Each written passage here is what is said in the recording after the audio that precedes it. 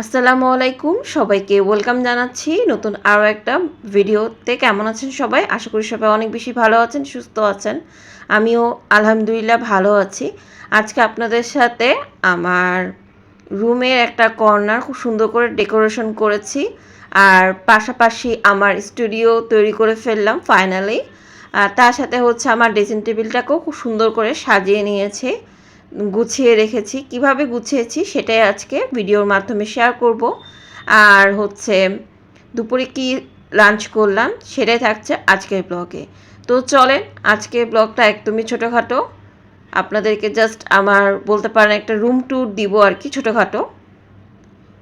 তো চলেন, আর কথা বাড়াবো না। তো চলেন, প্রথমেই যেটা আপনাদেরকে দেখাবো সেটা হচ্ছে আমার ড্রেসিং টেবিল। সামনেটা দেখাচ্ছি ঠিক এইরকম। আমি আমার খুব পছন্দের জিনিস কয়েকটা দিয়ে শোকেসটা সাজিয়েছি, একটু পরে শেয়ার করছি। আর তার আগে আমার স্টুডিওটা একটু দেখিয়ে নিই। তো সামান্য কিছু দিয়েই সুন্দর করে ডেকোরেশন করেছি। আমার রুম কিন্তু খুবই ছোট, কিন্তু মানে ভিডিওতে মনে হয় বিশাল বড়, আসলে তেমন কিছুই না। জাস্ট কয়েকটা জিনিস দিয়ে সুন্দর করে সাজিয়ে নিয়েছে। তো কেমন হয়েছে আমার ডেকোরেশনটা অবশ্যই কমেন্ট করে জানাবেন। আমার দুইটা রিং লাইট, একটা ছোট একটা বড় আর কি। তো যাই হোক, এটা সামনে দিয়েছি যাতে দেখতে ভালো লাগে, আর গাছটাকে সাইডে দিয়েছি, আর পাশে হচ্ছে ওয়ার্ডরোব। তো এরকম হচ্ছে আমার রুমের ডেকোরেটটা আর কি, আপনাদের সাথে শেয়ার করলাম। তো কেমন লাগছে ডেকোরেশনটা অবশ্যই কমেন্ট করে জানাবেন। তো সামনে আরও অনেক কিছু শেয়ার করব আস্তে আস্তে। তো যাই হোক, আর অনেক কিছু দিয়ে ডেকোরেশন করার ইচ্ছা আছে। তো এই যেভাবে করে ছোটোখাটো আর কি র্যাকের মধ্যে জিনিসগুলো রেখেছি, যেগুলো আর কি প্রয়োজনীয় জিনিস। আর সবচেয়ে যেটা বেশি পছন্দ ওই মাটির আর কি ফুলদানিটা, সেটাও আমি আমার এই শোকেসে সুন্দর করে রেখেছি। তো কিছুদিন আগে খুব সুন্দর করে সাজিয়েছিলাম। তো সবসময় তো ভিডিওর মধ্যে দেখাই কিভাবে গুছায় না গুছায়, সেটা ভিডিওর মাধ্যমে শেয়ার করি, কিন্তু মানে এই টাইপের আর কি সব কিছু নামিয়ে এগুলো ফিটফাট করি, মানে মুছি, এই টাইপের ভিডিও করি। কিন্তু গুছানোর পর জাস্ট গুছানোটাই দেখাবো এই ধরনের ভিডিও আমার করা হয় না সচরাচর। তো সেটাই হচ্ছে শেয়ার করলাম। তো কেমন লাগছে আমার ড্রেসিং টেবিলের শোকেসটা গুছানোর পর অবশ্যই কমেন্ট করে জানাবেন। তো উপর থাকে হচ্ছে আমার কিছু গর্জেস চুড়ি রেখেছি, যেহেতু ওখানে একটা টুকটাক আলনা মতো আছে আর কি, চুড়ি আলনা বলতে পারেন।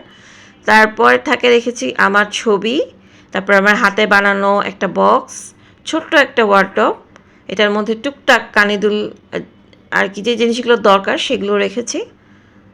তো আমি একদম ক্লোজ করে দেখিয়ে দিলাম আমার চুড়িগুলো।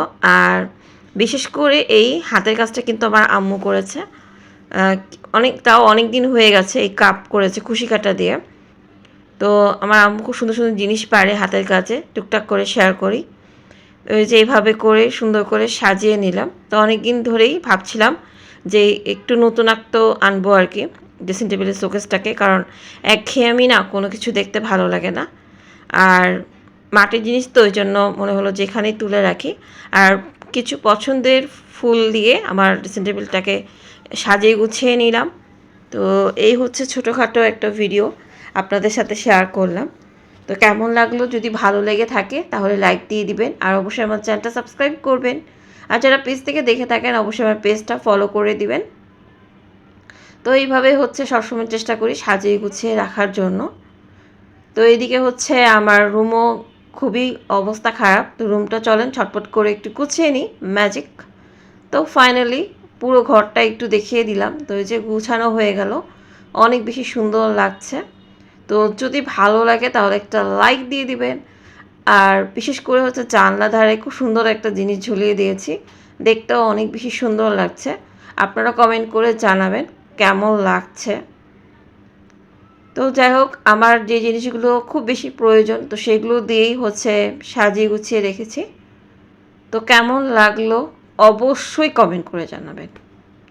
তো এই হচ্ছে আমার ড্রিম ঘর।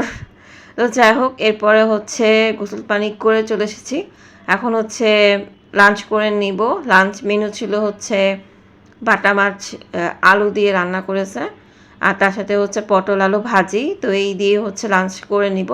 তার সাথে আপনাদের কাছ থেকেও বিদায় নিয়ে নিচ্ছি। আল্লাহ হাফেজ, আসসালামু